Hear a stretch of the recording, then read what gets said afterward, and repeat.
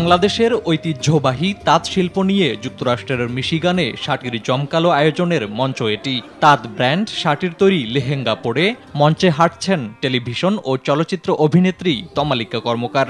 ভিন্ন ধাঁচের তাঁতের শাড়ি পরে হাজির লন্ডন থেকে আগত কন্টেন্ট ক্রিয়েটর ব্যারিস্টার নিশাদ খুশবু। সম্মুখে ২ শতাধিক প্রবাসী বাংলাদেশি।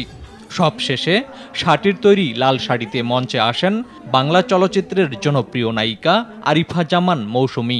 বর্তমানে বাংলাদেশে প্রায় ১০০রও বেশি আন্ডার প্রিভিলেজ মানুষকে তারা জনশক্তিতে পরিণত করে বাংলাদেশের ফাইন্যান্সিয়ালি কন্ট্রিবিউট করছে। শাটিকে চুজ করার কারণ হচ্ছে আমার কাছে ভালো লেগেছে প্রথমে আসলে নাদিরা ওয়াই।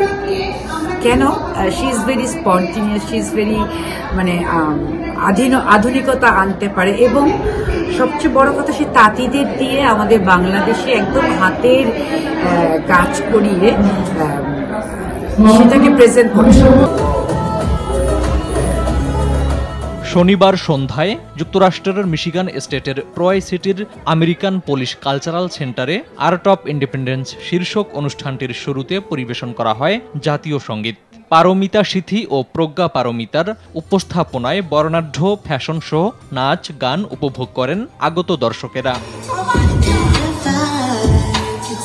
আগত অতিথিদের মূল আকর্ষণ ছিলেন বাংলা সিনেমার জনপ্রিয় নায়িকা মৌসুমী ও টিভি অভিনেত্রী তমালিকা কর্মকার। চিত্রনায়িকা মৌসুমী শাটির কর্ণধার নাদিরা ওয়াহিদের এমন উদ্যোগের প্রশংসা করেন। আমাদের দেশের নারীরা কাজ করছে, সেই কাজের প্রকাশটা এখানে হচ্ছে, তুলে ধরা হচ্ছে। তারা শাড়িতে কাজ করছে, বিভিন্ন রকম পাঞ্জাবি শাড়ি, কামিজ, সবকিছুতে তারা এত সূক্ষ্ম সুন্দর হাতের কাজ করছে। আর সেই কাজটা যখন শারমিন, তারপর নাদিরা, ওদের তত্ত্বাবধানে যখন ওরা এটাকে এখানে এক্সপোজ করছে, সবার সামনে এক্সপ্লোর করছে, তখন এটা অনেক বেশি গর্বে বুকটা ভরে যায়। আয়োজনটি সফলভাবে সম্পন্ন হওয়ায় আগত সকলের প্রতি কৃতজ্ঞতা জানান আবুল হোসেন কোরেশি প্রকল্পের প্রতিষ্ঠান শাটির কর্ণধার নাদিরা ওয়াহিদ।